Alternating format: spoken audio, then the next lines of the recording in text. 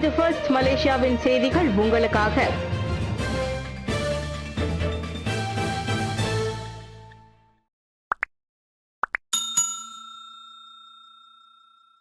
மக்கோத்தாவில் மகத்தான வெற்றி, பொருளாதார மீட்சியே மக்களின் எதிர்பார்ப்பு.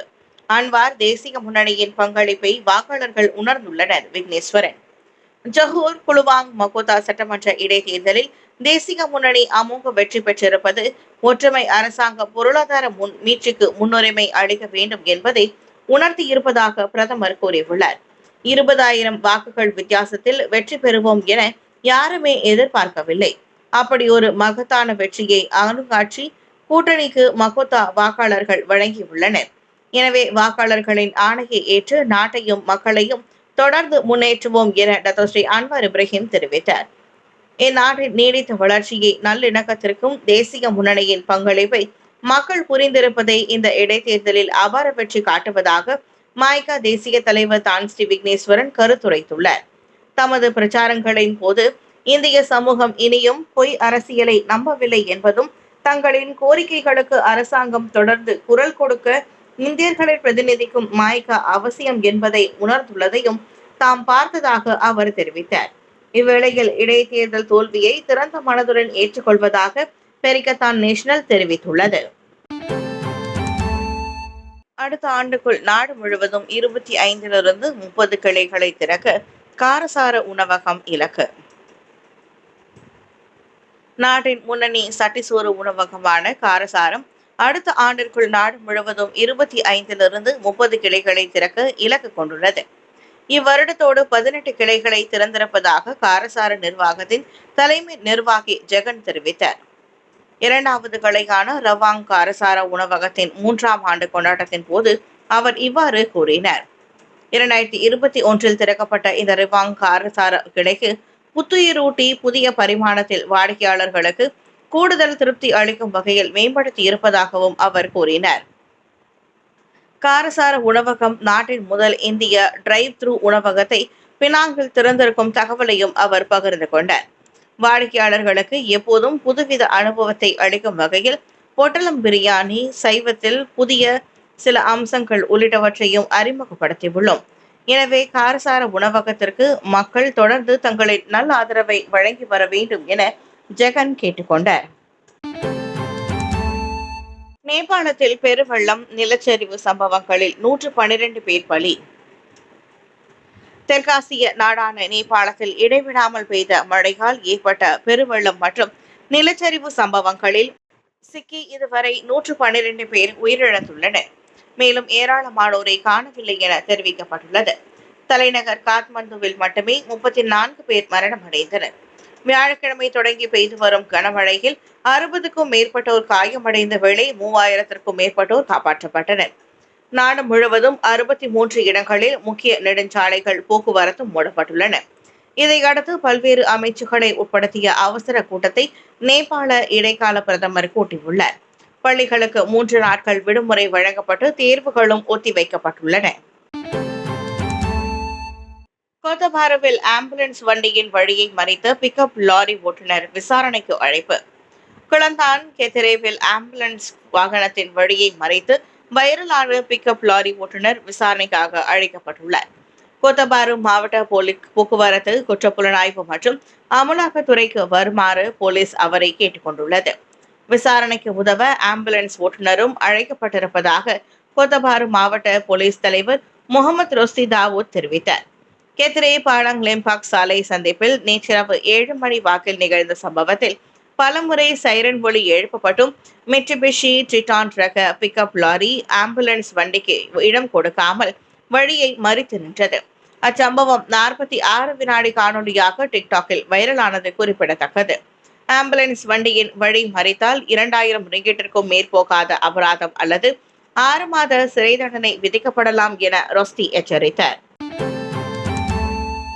சைவ சமய கருத்துக்களை மக்களிடையே சேர்ப்பதில் மலேசிய இந்துக்களின் பங்கு அளப்பரியது.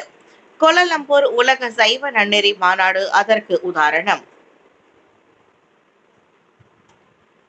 வழிபாடு மட்டும் செய்கின்ற ஒரு மதம் என்றில்லாமல் மக்கள் வாழ்க்கையின் எல்லா துறைகளையும் செம்மைப்படுத்திய ஒரு வாழ்க்கை நெறியாக இருந்து வருகிறது சைவ சமயம். அதன் நோக்கத்தையும் பரந்த சிந்தனையையும் மக்களுக்கு கொண்டு செல்ல வேண்டும் என்ற நோக்கில் தருமபுர ஆதீனத்தின் ஏற்பாட்டில் ஸ்ரீ மகா மாரியம்மன் தேவஸ்தானத்தின் ஆதரவில் உலக சைவ நன்னெறி மாநாடு ஒளிர்ந்தது. சைவ சமயத்தின் அடிப்படை கருத்துக்களை இந்தியர்களுக்கு எடுத்து செல்லும் நோக்கத்தோடு தருமபுர ஆதீனம் செயல்பட்டு வருகிறது என்றார் தான் ஸ்ரீ நடராஜா.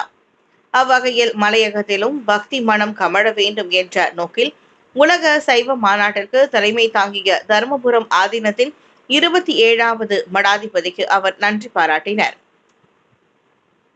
நேற்று பத்துமலை அருள்மிகு வேலாயுத சுவாமி ஆலய வளாகத்தில் நடைபெற்ற இம்மாநாட்டில் தருமபுர ஆதீனத்தின் 27வது மடாதிபதி சுவாமி எழுந்தருளி சமய சான்றோர்களுக்கு விருதுகளை வழங்கி ஆசியுரை நல்கினார். இதில் ஸ்ரீ மகா மாரியம்மன் தேவஸ்தான தலைவர் ஆர் நடராஜா அவர்களுக்கு ஆதீனம் ஆன்மீக அறப்பணி செம்மல் விருது, தாபா நாடாளுமன்ற உறுப்பினரும் தேசிய மாய்காவின் துணைத் தலைவருமான டாக்டர் ஸ்ரீ எம் சரவணன் அவர்களுக்கு மக்கள் பணி செம்மல் விருது, தேவஸ்தானத்தின் அறங்காவலரும் டிஎஸ்கே இயக்கத்தின் தலைவர் டாக்டர் நா சிவகுமார் அவர்களுக்கு சமய காவலர் விருது வழங்கி கௌரவிக்கப்பட்டது. 8 சைவ அன்பர்களுக்கு வழங்கப்பட்ட அவ்விருதுகள் யாவும் தொடர்ந்து தமிழுக்கும் சமயத்திற்கும் பணியாற்ற வேண்டும் என்ற உத்வேகத்தை வழங்கியுள்ளதாக டாக்டர் ஸ்ரீ எம் சரவணன் கூறினார். செபரங்கிரையில் காரின் பின்னால் கட்டி இழுத்து செல்லப்பட்ட நாய் வைரலான வீடியோ. பினாங்கு செபரங்கிரையில் சிவப்பு நிற சாகா காரின் பின்னால் நாய் ஒன்று கட்டி இழுத்து செல்லப்படும் காட்சி வைரலாகியுள்ளது. பினாங் ஹோப்ஸ் ஆஃப் ஸ்ட்ரேஸ் என்ற விலங்குகளை காப்பாற்றும் அமைப்பொன்று வீடியோவின் ஸ்கிரீன்ஷாட் படத்தை தனது முகநூல் பக்கத்தில் பதிவேற்றதை அடுத்து அச்சம்பவம் அம்பலமானது. நல்ல வேளையாக பினாங்கு SPCA எனப்படும் விலங்குகளுக்கு எதிரான கொடுமைகளை தடுப்பதற்கான சங்கத்தை சேர்ந்த ரிச்சர்ட் என்பவர் நாயை காப்பாற்றி விலங்குகள் கிளினிக்கில் சேர்த்தார். 0.7 கிலோமீட்டர் வரை தரதரவென இழுத்து செல்லப்பட்டதில் அந்நாயின் முன்னங்கால்களும் பின்னங்கால்களும் காயமடைந்து புண்ணாகி போயின. அது குறித்து மாஜாங்புபுக் போலீஸ் நிலையத்திலும் புகார் செய்யப்பட்டது. இவ்வேளையில் அந்நாயின் உரிமையாளரான ஆடவர் நாயை காரின் பின்னால் கட்டி தன் உறவினர் இழுத்து சென்ற சம்பவம் குறித்து தங்களுக்கு தெரியாது என்றார். அந்நாய் தங்கள் குடும்பத்தின் செல்ல பிள்ளை என்றார் அவர். IVF மூலம் பிறக்கும் குழந்தைகளுக்கு ஆபத்தான இதய குறைபாடுகள் ஏற்பட அதிக வாய்ப்பு. முக்கிய ஆய்வில் தகவல். IVF செயற்கை கருத்தரிப்பின் மூலம் பிறக்கும் குழந்தைகளுக்கு ஆபத்தான இதய குறைபாடுகள் 2 மடங்கு அதிகமாக இருப்பதாக ஸ்வீடன் நாட்டில் மேற்கொள்ளப்பட்ட ஒரு முக்கிய ஆய்வில் தெரிய வந்துள்ளது. இதுவே இரட்டையாக பிறந்தால் இந்த ஆபத்து மேலும் அதிகரிக்கின்றது. அந்த கண்டுபிடிப்புகள் மிக மதிப்பாய்வு செய்யப்பட்ட ஹார்ட் இதழில் வெளியிடப்பட்டுள்ளன. இந்த ஆய்வு முடிவுகளானது மருத்துவர்களுக்கு நிலைமையை விரைவாக கண்டறிய உதவும் என்று ஆராய்ச்சியாளர்கள் நம்புகின்றனர். பிறவி இதய குறைபாடுகளானது குழந்தைகள் மிகவும் இளமையாக இருக்கும் போதே சிறப்பு அறுவை சிகிச்சை தேவைப்படும் அளவிற்கு மிகவும் தீவிரமானவை. எனவே எந்த குழந்தைகளுக்கு அதிக ஆபத்து உள்ளது என்பதை அறிந்து கொள்வதன் மூலம் இதய குறைபாடுகளை கூடிய விரைவில் கண்டறிந்து சரியான சிகிச்சை அளிக்கப்படுவதை உறுதி செய்ய வாய்ப்பு ஏற்படும் என ஆராய்ச்சியாளர்கள் கூறினர். மேற்கண்ட ஆய்வு 77 லட்சம் பேரிடம் நடத்தப்பட்டுள்ளது குறிப்பிடத்தக்கது. 72 மில்லியன் ஆண்டுகள் பழமை வாய்ந்த டைனோசரின் 272 கிலோகிராம் ராட்சத மண்டை ஓடு கனடாவில் கண்டெடுப்பு. 72 மில்லியன் ஆண்டுகள் பழமை வாய்ந்த டைனோசரின் ராட்சத மண்டை ஓடு கனடாவின் ஆல்பர்டா நிலத்தில் கண்டெடுக்கப்பட்டுள்ளது. அங்கு தரிசு நிலங்களில் சுற்றி திரிந்த தாவரங்களை உண்ணும் பாக்கிரைனோசரஸ் வகையை சேர்ந்த டைனோசரின் 272 கிலோகிராம் மண்டை ஓடே அதுவாகும்.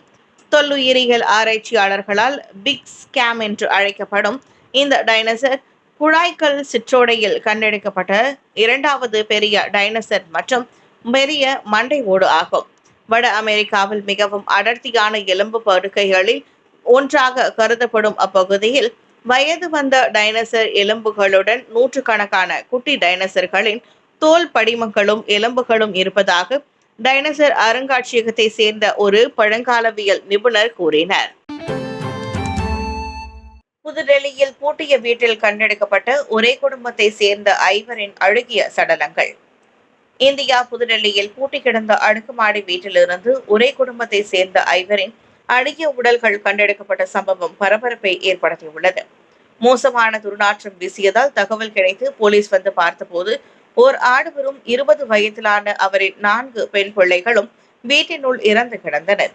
செப்டம்பர் 24ஆம் தேதியே இறந்ததாக நம்பப்படும் அவர்களின் சடலங்கள் வெள்ளிக்கிழமைதான் மீட்கப்பட்டன. 4 பிள்ளைகளுக்கு விஷம் வைத்து கொன்றவர் பின் தற்கொலை செய்து கொண்டதாக போலீஸ் சந்தேகிக்கிறது. அச்சம்பவத்திற்கான உண்மையான காரணம் இன்னும் கண்டறியப்படவில்லை. என்றாலும் கடந்த ஆண்டு புற்றுநோயால் மனைவி காலமானதால் 50 வயது அந்நபர் பெரும் மன அழுத்தத்திற்கு ஆளாகியுள்ளார். அவரோடு அவரின் பிள்ளைகளும் அக்கம் பக்கத்தாரோடு பேசுவதை நிறுத்தி கொண்டு தனிமையில் வாழ்ந்து வந்தது போலீஸ் விசாரணையில் தெரிய வந்துள்ளது. புதுடெல்லியில் இருந்து அமெரிக்கா சென்ற ஏர் இந்தியா விமானத்தில் பரிமாறப்பட்ட ஆம்லெட்டில் கரப்பான் பூச்சி. புதுடெல்லியில் இருந்து அமெரிக்காவின் நியூயார்க் சென்ற ஏர் இந்தியா விமானத்தில் வழங்கப்பட்ட உணவில் கரப்பான் பூச்சி இருந்ததாக பயணி ஒருவர் புகார் செய்துள்ளார். செப்டம்பர் 17ஆம் தேதி நிகழ்ந்த அச்சம்பவத்தால் தனது 2 வயது மகனுக்கு உடல்நலம் பாதிக்கப்பட்டதாக அப்பெண் எக்ஸ் தளத்தில் பதிவிட்டுள்ளார். முட்டை ஆம்லெட் என் மகன் பாதிக்கும் மேல் சாப்பிட்டு விட்ட பிறகே அதில் கரப்பான் பூச்சி இருந்ததை கண்டோம் என்றார் அவர். பயணிக்கு நேர்ந்த அசௌகரியத்திற்காக வருத்தம் தெரிவித்த ஏர் இந்தியா நிறுவனம் உரிய விசாரணைகள் நடைபெறுவதாக உறுதியளித்தது. இவ்வாண்டு தொடக்கத்தில் ஏர் இந்தியா விமானம் ஒன்றில் பரிமாறப்பட்ட உணவில் பிளேடு கத்தி இருந்தது குறிப்பிடத்தக்கது.